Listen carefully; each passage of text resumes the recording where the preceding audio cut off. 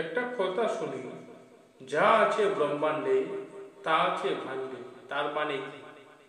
শ্রী শ্রী ঠাকুর, বিশ্ব ব্রহ্মাণ্ডে যা আছে তা আমাদের শরীরেই আছে। যে সব উপাদানের সমন্বয়ে ও সমাবেশে এই বিশ্ব ব্রহ্মাণ্ড রচিত হয়েছে তা সংহতভাবে আমাদের দেহবিধানে আছে। নাম, ধ্যান, বিশেষণ ও সংশ্লেষণের সাহায্যে যখন আমরা আমাদের সত্তাটাকে সমগ্রভাবে জানতে পারি, তখন বিশ্ব ব্যাপারের যা কিছু আমরা সহজে জানতে পারি।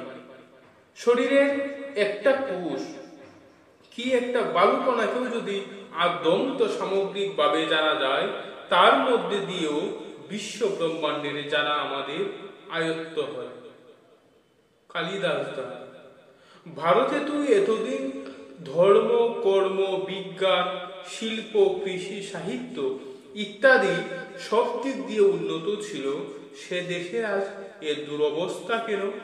শ্রী শ্রী ঠাকুর, যদি দেশ পরাধীন হয়ে যায় এবং কৃষ্টিগত অনুশীলনও অভ্যুদ্ধ ব্যাহত হয়, তাহলে অলট পালট হয়ে যায়।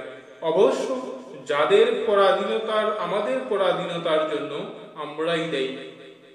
প্রশ্ন, আমেরিকা, ভারত প্রভৃতি নিজেদের ভালো চায়, কিন্তু খারাপ হচ্ছে কেন?